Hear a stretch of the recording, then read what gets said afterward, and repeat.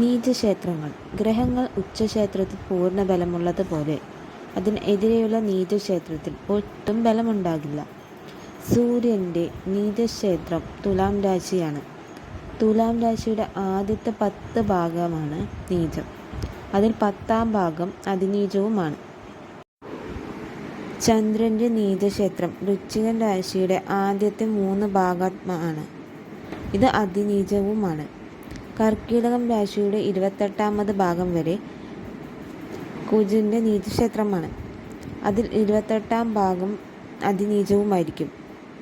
ബുധൻ്റെ നീചക്ഷേത്രം മീനം രാശിയുടെ ആദ്യത്തെ 15 ഭാഗയാണ്.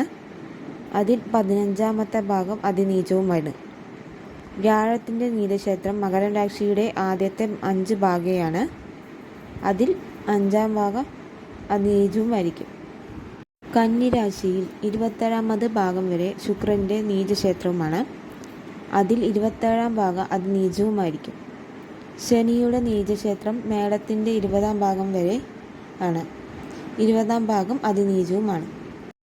ഒരു രാശിയിൽ ചില ഭാഗങ്ങളിൽ മാത്രമാണ് ഉച്ചനീചക്ഷേത്രങ്ങൾ വരുന്നതെങ്കിൽ ഗ്രഹങ്ങളെ സംബന്ധിച്ചിടത്തോളം ഉച്ചരാശി മുഴുവൻ ബലമുള്ളതും നീചരാശി മുഴുവൻ ബലഹീനമായി കാണപ്പെടുന്നു.